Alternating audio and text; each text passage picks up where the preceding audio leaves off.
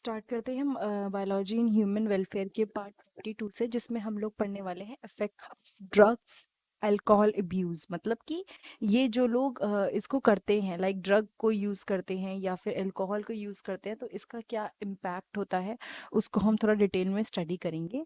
जो immediate adverse affect होता है, मतलब कि एकदम से जो असर होता है, ठीक है, ड्रग्स का या फिर अल्कोहल का इमीडिएट इफेक्ट जो होता है उसको बोलते हैं।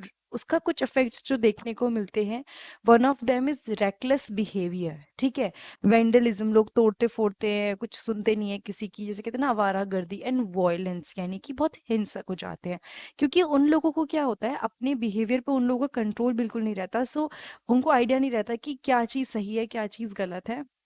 सो these thing three are the different kind of effects. और भी बहुत सारे होते हैं जो देखने को मिलते हैं। अब जैसे है, excessive doses of drugs may lead to coma and death due to respiratory failure, heart failure और सेरिब्रल हैमरेज। होता क्या है, देखिए, ड्रग्स वगैरह जब लेना कोई शुरू करता है तो पहले तो क्वांटिटी फिक्स होती है कि कम लेते हैं, फिर धीरे धीरे ना उनकी बॉडी उस क्वांटिटी पे रिस्पॉन्ड करना बंद कर देती है। फॉर एग्जाम्पल, कोई पर्टिकुलर ड्रग्स लेने से उनको अगर हेलिसिनेशन हो रहा है, और वो फिर क्या होता है कि उसी क्वांटिटी को लेने से उनको वो सेम अफेक्ट होना बंद हो जाता है। तो वो फाइनली फिर क्या करते हैं, वो अपनी क्वांटिटी बढ़ा देते हैं, और जैसे ही वो क्वांटिटी को बढ़ाते हैं उसके बाद वो इफेक्ट देखने को मिलते हैं, जैसे कि यहाँ पे लिखा ही है कि रेस्पिरेटरी फेलर्स हो गए, हार्ट फेलर हो गया या सेरिब्रल हैमरेज। ये सब इम्पैक्ट होते हैं ड्रग्स को लेने के।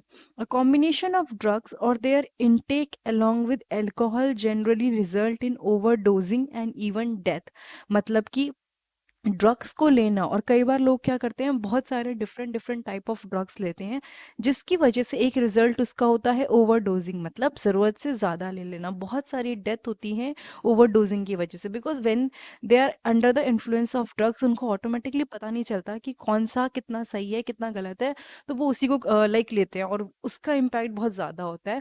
एंड उसके बाद है the most common warning science of drug and alcohol abuse among youth include drop in academic performance, unexplained absence from school, college, lack of interest in personal hygiene, withdrawal, isolation, depression, fatigue, aggressive and rebellious behavior, deteriorating relationship with family and friend, loss of interest in hobbies, change in sleeping and eating habits, fluctuation in weight, appetite, etc. देखो, होता क्या है, जब कोई drugs ले रहा होता है तो ऑब्वियसली वो बहुत ज़्यादा मतलब सबको बता के नहीं लेता कि मैं ड्रग्स ले रहा हूँ या नहीं ले रहा हूँ। वो उसके बिहेवियर में, और इनफैक्ट जो यूथ होता है, जो कॉमन यूथ है, यूथ के बिहेवियर में ये चीज़ बहुत कॉमन है होती है। तो अगर कोई साइलेंटली या बहुत ध्यान से उनका बिहेवियर पैटर्न कहते हैं ना ऑब्जर्व करे, तो दिखने को मिलेगा कि क्या चेंजेस है। जैसे कि यहाँ पे लिखा है कि एकेडमिक परफॉर्मेंस ड्रॉप होती है। ठीक है, एकेडमिक परफॉर्मेंस अगर वो जैसा भी परफॉर्म करे स्कूल कॉलेजेस में, वो कम होने लगता है, लाइक वो खराब होने लगता है। ऑब्वियसली बात है, जब कोई पढ़ाई कर रहा है ऑलरेडी और अब वो ड्रग्स के इन्फ्लुएंस में है, तो वो परफॉर्मेंस खराब होगी। Unexplained absence from school college, यानी कि स्कूल या कॉलेज से गायब रहना काफ़ी टाइम के लिए। पर्सनल हाइजीन में इंटरेस्ट ना होना, lack of interest in personal hygiene, मतलब कि खुद की साफ सफाई, कि अच्छे से रहना है नहीं रहना, इन चीज़ों में उनका इंटरेस्ट नहीं रहता। आइसोलेशन, थोड़ा अलग रहने लगते हैं, डिप्रेशन होने लगता है, फेटिक, थके थके रहते हैं। एग्रेसिव, कई केसेस में जो लोग ड्रग्स ले रहे होते हैं दे गेट वेरी एग्रेसिव, बहुत जल्दी उनको गुस्सा आता है, रिबेलियस बिहेवियर हो जाता है कि अच्छा मेरी बात नहीं मानी तो क्यों नहीं मानी, ये वो। इसके अलावा उनकी फैमिली और फ्रेंड्स के साथ उनका रिलेशनशिप बहुत ख़राब होने लगता है। Loss of interest in hobbies, change in sleeping and eating habits, मतलब कि जो चीज़ वो पहले कर रहे थे, जिन चीज़ों में वो इंटरेस्ट ले रहे थे, now they are not interested any more. तो उसका रीज़न हो सकता है कि वो ड्रग्स ले रहे थे पहले, like they were interested in dancing और सिंगिंग और some kind of that thing, but अब क्या हुआ, अब उसमें से किसी भी चीज़ में इंटरेस्ट नहीं रहा, तो वो भी एक कारण हो सकता है। ईटिंग हैबिट और स्लीपिंग जो है पैटर्न, उसमें चेंजेस देखने को मिलते हैं। Fluctuation in weight and appetite, मतलब कि उनके वेट में चेंजेस, एपेटाइट जो भूख लगती है उस पैटर्न में चेंजेस देखने को मिलते हैं। कई बार और भी ज़्यादा सीरियस इम्प्लीकेशन हो सकते हैं ड्रग और एल्कोहल अब्यूज़ के। नाउ, अब ये क्या सीरियस जो होते हैं मतलब इम्प्लीकेशंस देखने को मिल सकते हैं, देखो इसमें लिखा है if an abuser is unable to get money to buy drugs, अगर एक यूजर को प्रॉपर ड्रग्स नहीं मिल रहे हैं, उसको प्रॉपर पैसे नहीं मिल रहे हैं कि वो ड्रग्स खरीदे, अल्कोहल खरीदे, तो he she may turn to stealing. That means हो सकता है वो चुराने पे आ जाए, लाइक वो चुराना शुरू कर दे। क्योंकि देखो, ये एक ऐसी चीज़ है कि जो कर रहा होता है ना, उसको पता नहीं चलता कि वो कितना गलत कर रहा है, कितना सही कर रहा है। फॉर एग्जाम्पल, उसको एकदम से किसी पर्सन को अर्ज उठी कि ही और she wants to buy the drugs. ना उसको पैसे नहीं है खरीदने के लिए, तो वो घर से तो बोलेंगे नहीं कि भाई मुझे ड्रग्स खरीदने के लिए पैसे चाहिए।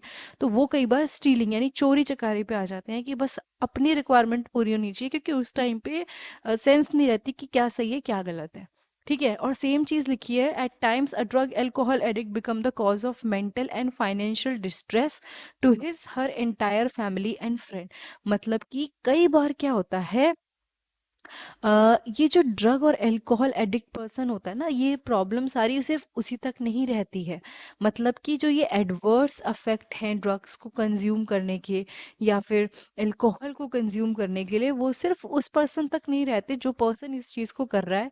उसकी फैमिली में देखने को मिलता है बहुत मतलब गलत पैटर्न की, वो फैमिली भी सफ़र करती है। अब समझ लीजिए कोई बहुत हिंसक हो रहा है जस्ट बिकॉज उसको ड्रग्स नहीं मिल रहे हैं, तो वो उस सफ़र कौन करेगा, उसकी फैमिली सफ़र करेगी।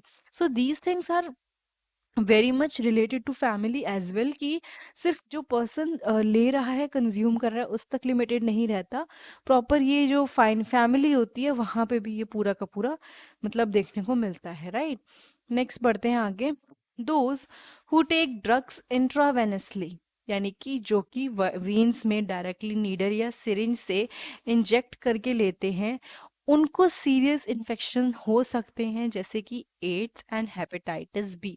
और होते भी हैं। क्यों होते हैं? फॉर एग्जाम्पल, फर्स्ट पर्सन ने ड्रग यूज़ किया, उस वेन को यूज़ किया, वो अब इतने कॉन्शियस नहीं होते कि दे आर लाइक अवेयर कि मुझे ये नीडल यूज़ नहीं करना because some other person has used it. No, they are not aware. उनके लिए जो पहला पर्पज़ है वो यही है कि ड्रग्स लेने हैं। तो फॉर एग्जाम्पल, इस पर्सन ने यूज़ किया था पर्टिकुलर सिरिंज को, फिर दूसरे पर्सन पे जब बात आ गई वो भी सेम सिरिंज यूज़ करेगा। तो ऑब्वियसली ऐसे केसेस में क्या होता है, एड्स या हेपेटाइटिस बी जैसे इन्फेक्शन फैलने के चांसेस बहुत ज़्यादा हो जाते हैं। ठीक है। दूसरी चीज़, जो वायरसेस होते हैं जो रिस्पॉन्सिबल होते हैं ऐसी डिजीजेस के लिए, वो ऐसे वन पर्सन टू अनदर कैसे ट्रांसफ़र होते हैं, by infected needle and by syringes. मतलब कि जो नीडल्स वो यूज़ करते हैं ड्रग्स इंट्रावेनसली, मतलब वेन्स में डायरेक्ट दे इंजेक्ट, ओरली नहीं ले रहे हैं, डायरेक्टली वेन में इंजेक्ट कर रहे हैं। तो वहाँ पे क्या होता है, वो एक पर्सन से दूसरे पर्सन में इजीली ट्रांसमिट हो जाते हैं। Both AIDS and hepatitis B infections are chronic infections and ultimately fatal. ये एड्स हो चाहे हेपेटाइटिस बी हो, ये दोनों ऐसी बीमारियां हैं जो कि लंबी चलती हैं। देखो, एड्स का तो क्योर नहीं है, हेपेटाइटिस बी के लिए भी क्या होता है कि वैक्सीन अभी लग जाते हैं। एड्स का there is no such vaccine या कुछ क्योर नहीं है कि पहले लगा दिया जिससे नहीं हो, ऐसा नहीं होता है। ठीक है। उसके अलावा यहाँ पे है okay, they are chronic infection, काफ़ी लंबे चलते हैं। दूसरी चीज़, दे आर अल्टीमेटली फैटल, मतलब लाइफ थ्रेटनिंग होते हैं, लाइफ ख़त्म कर सकते हैं। Both can be transmitted through sexual contact और इन्फ्लेक्टेड ब्लड। एड्स का तो हम पढ़ चुके ही हैं इस चैप्टर में ऑलरेडी कि जो एड्स होता है कैसे फैलता है, क्या क्या रीज़न होते हैं। एक मदर टू बेबी फैल सकता है, सिरिंज और नीडल के थ्रू फैल सकता है, बाय सेक्सुअल कॉन्टैक्ट फैल सकता है, या फिर इन्फेक्टेड ब्लड ट्रांसफ्यूजन हो जाए तो फैल सकता है। ठीक है, टच करने से एड्स नहीं फैलता। Same with the hepatitis B. Now the use of alcohol during adolescence में also have long term effects. यानी कि जो यूज़ होता है अल्कोहल का जो एडोलेसेंस में, यानी कि जब बच्चा चाइल्ड से बड़े में मतलब हो रहा होता है, उसका विकास या चेंज हम कहते हैं, तो उसके भी उस टाइम पे अगर कोई कंज्यूम कर रहा है अल्कोहल, तो उसके बहुत लॉन्ग टर्म इफेक्ट देखने को मिलते हैं। It could lead to heavy drinking in adulthood. इसकी वजह से क्या होता है, एडल्टहुड में वो काफ़ी ज़्यादा हैवी ड्रिंकिंग करने लगते हैं, बिकॉज नाउ दे आर कहते हैं ना हैबिचुअल, उनकी बॉडी हैबिचुअल है कि हमें क्या करना है, ड्रग्स कंज्यूम करने हैं, तो आगे जाके भी वो काफ़ी ज़्यादा ड्रग्स वगैरह कंज्यूम करने लगते हैं। The chronic use of drugs and alcohol damages nervous system and liver.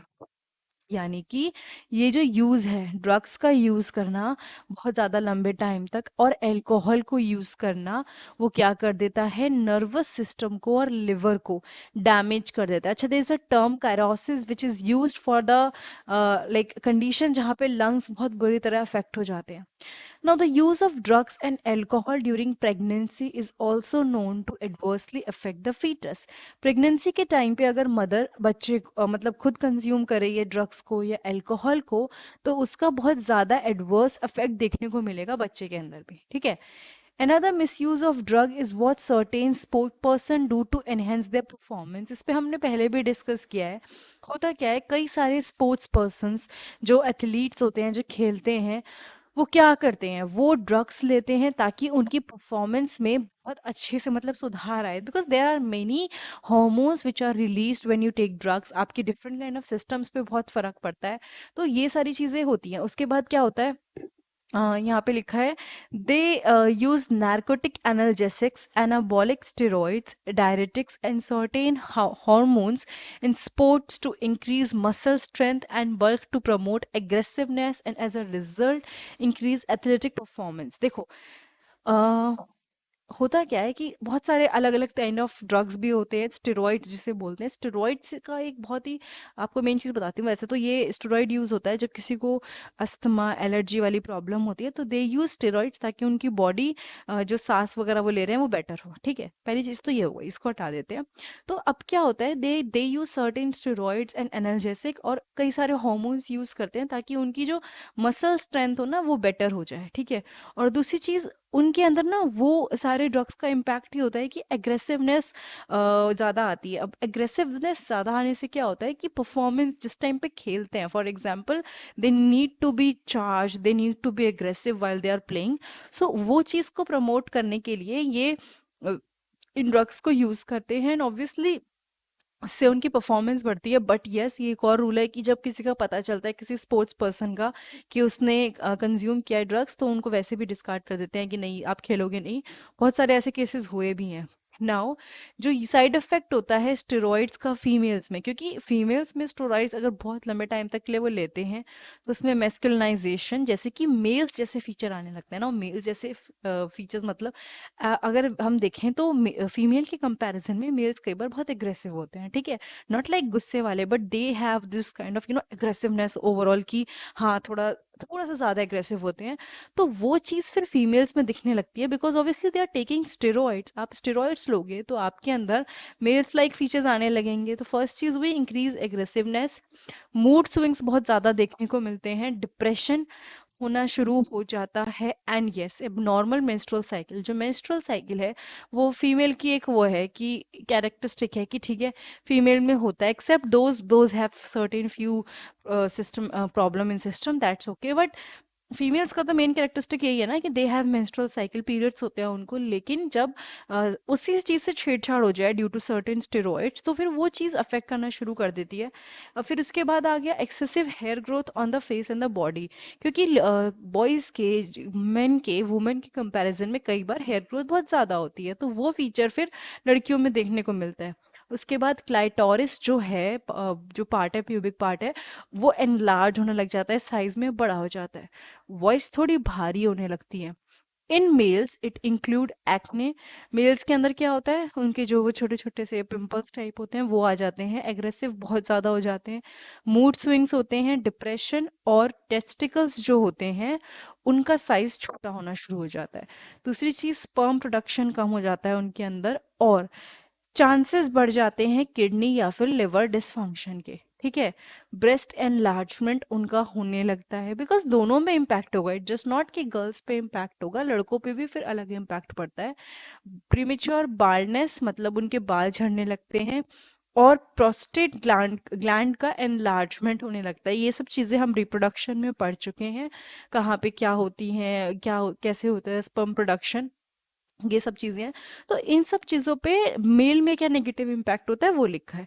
These affect may be permanent with prolonged use. ये जो अफेक्ट होते हैं, अगर बहुत टाइम तक ये ड्रग्स यूज होते रहे तो ये परमानेंट हो जाते हैं। कई बार तो कुछ टाइम के लिए होते हैं कि चलो ठीक है, कुछ टाइम के लिए बहुत हेयर ग्रोथ हो रही है या जो भी है, लेकिन अगर बहुत ज़्यादा यूज़ करे जाएं, स्टेरॉइड्स को रेगुलर यूज़ करे जाएं, तो ये इफेक्ट्स फिर परमानेंट हो जाते हैं। ठीक है।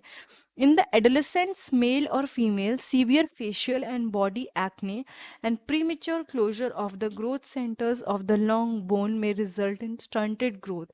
Adolescents जो होते हैं, चाहे वो मेल हो चाहे फीमेल हो, severe facial and body acne, body पे और फेस पे क्या होता है, एक्ने जो पिंपल वगैरह होते हैं वो काफ़ी ज़्यादा कुछ को तो एक्चुअल प्रॉब्लम होती है, लेकिन उसके अलावा एकदम से आना शुरू हो जाते हैं। और दूसरी चीज़, जो उनके ग्रोथ सेंटर्स, जो लॉन्ग बोन्स होती हैं जो बेसिकली ग्रो करनी चाहिए, उनकी ग्रोथ रुक जाती है। और जब उनकी ग्रोथ रुक जाती है तो उसका रिजल्ट क्या देखने को मिलता है कि उनकी ग्रोथ स्टंट हो गई है, लाइक रुक गई है। ठीक है। तो premature closure of the growth centers of the long bone में रिजल्ट इन स्टंटेड ग्रोथ, बहुत ज़्यादा उनकी ग्रोथ मतलब एकदम से रुक जाती है। ये नेगेटिव इफेक्ट होता है।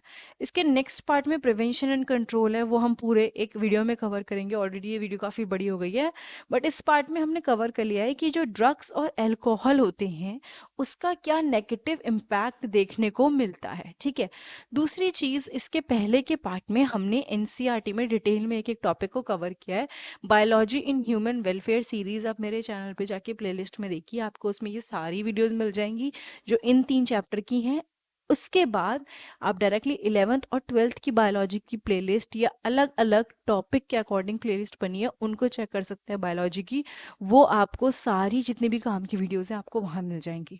मैं उसके अलावा फिर से बोल रही हूँ, प्लेलिस्ट पे जाइए, बहुत सारी डिफरेंट प्लेलिस्ट हैं according to the chapter, according to the class. आप उसको देखिए, आपको काफ़ी कुछ काम का मिलेगा। Thank you so much.